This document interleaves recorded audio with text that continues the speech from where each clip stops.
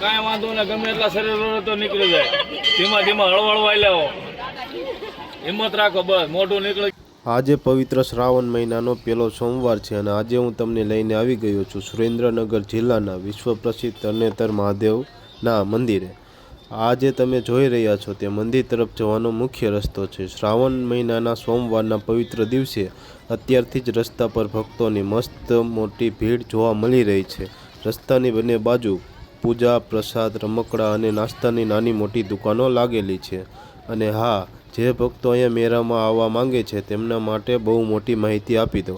આ વર્ષે વિશ્વ પ્રસિદ્ધ તરણેતરનો મેળો 14 સપ્ટેમ્બરથી 16 સપ્ટેમ્બર 2026 સુધી ભરાવાનો છે.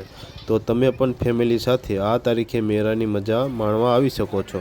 ચાલો હવે આપણે આગળ વધીએ, જોઈએ કે આજે શ્રાવણ મહિનાના પહેલા સોમવારે અંદર મંદિરે કેટલું ટ્રાફિક છે.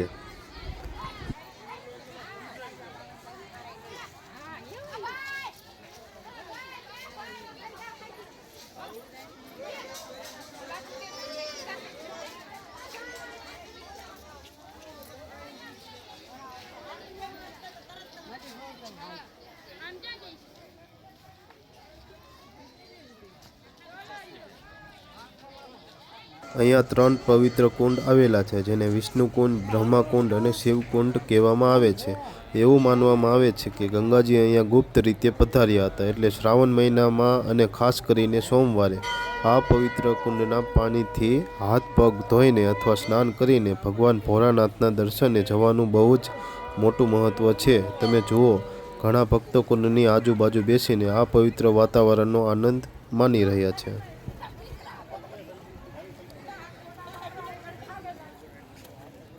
કુંડથી આગળ આવતા જ અહીંયા એક બહુ જ મોટો ઇતિહાસ છુપાયેલો છે. આ એ જ પવિત્ર જગ્યા છે જ્યાં મહાભારત કાળમાં દ્રૌપદીના સ્વયંવર વખતે અર્જુને નીચે પાણીમાં કુંડમાં માછલીની આંખ જોઈને ઉપર મત્સ્યવેદ કર્યો હતો.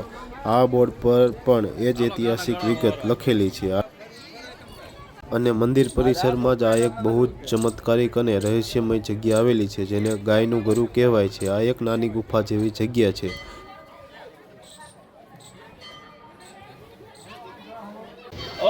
કાંઈ વાંધો ને ગમે એટલા શરીર તો નીકળી જાય, ધીમા ધીમા હળવળ વાયલાઓ, હિંમત રાખો, બસ મોઢું નીકળી ગયું, હંધું નીકળી જાય. ભગવાન જય ભગવાન.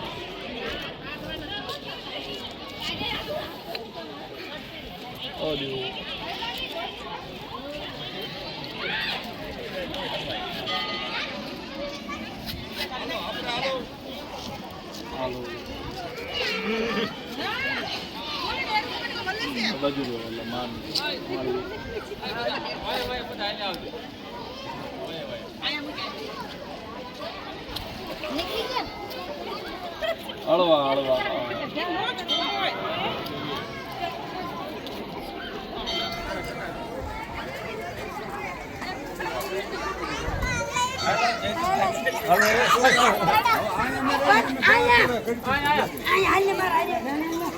હાલો ખરા ખરા છોકરાની ખબર હા